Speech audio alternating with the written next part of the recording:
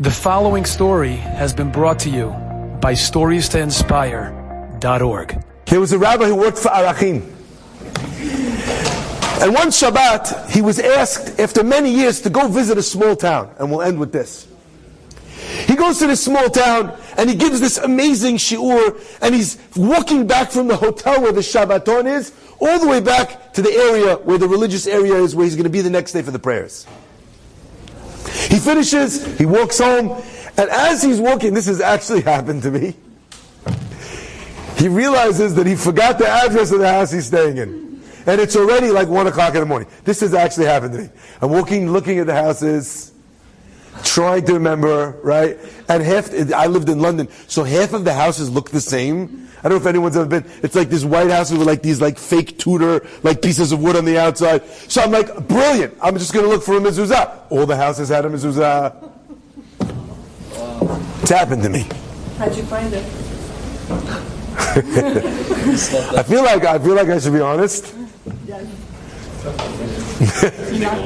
I knocked on like 10 houses' doors.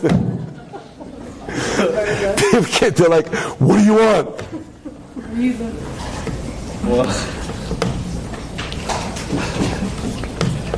Until I finally found the right house, sorry. But this rabbi was much more considerate than me. So he decided, instead of going to a bunch of houses and knocking on the door, maybe it was later, I don't know which one, he decided he's going to go to a local synagogue, he'll find a shul, and he'll go to sleep in the shul. Maybe he'll lie down on one of the benches, he'll go to the ladies section upstairs, just relax, I don't know. Anyway, he goes to the shul, the first shul that he goes to the area. He opens the door, he walks into the shul, and the Ezrat Nashim is locked.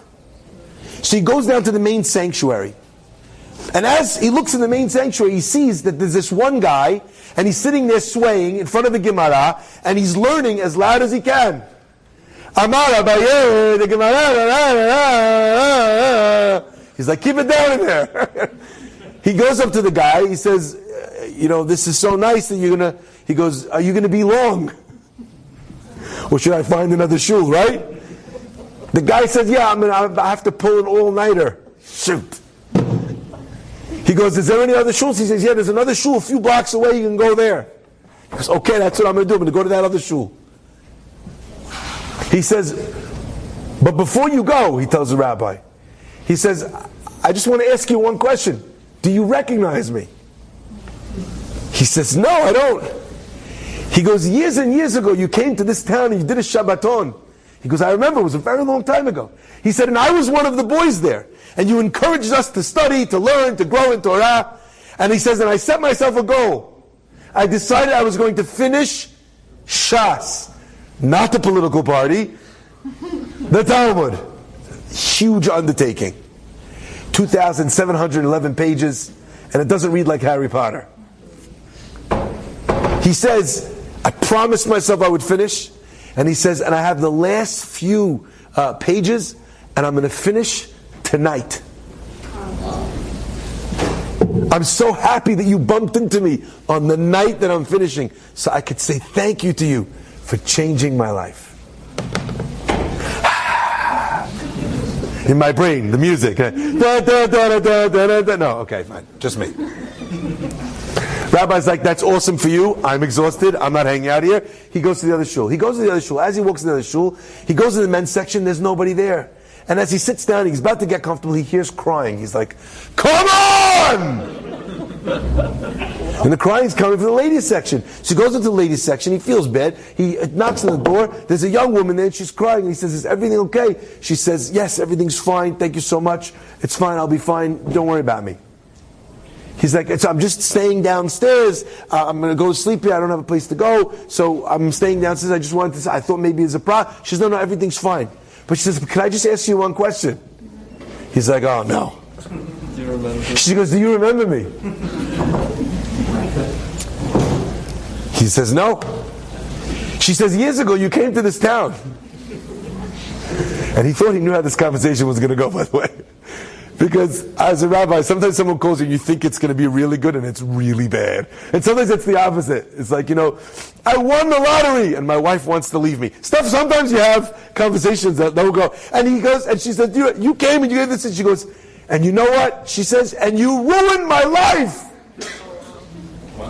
He says, what? She says, you came and you taught us about Torah, you taught us about Judaism. I decided I'm getting on the train, I'm going to learn, I'm going to grow. And then you encouraged us. You said, if you want something, if you want someone, don't lower your standards. If it's something which isn't important, who cares? Write it off. But if it's something which is important for you, don't give up on it. She said, and I had a dream. And when I heard your words that night, I took it as a sign from Shamayim.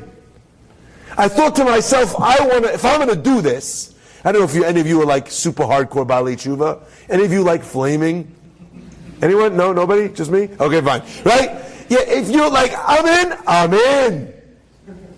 If I'm doing it, I'm doing it.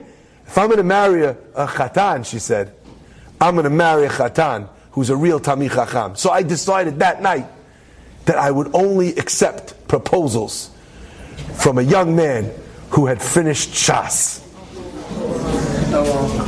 And I've been trying and trying and trying, but people don't set up Shas finishers with Baalot Teshuvah. You've made my life a living hell. Are you happy? He says, have I got the guy for you? But you might need to wait until tomorrow morning.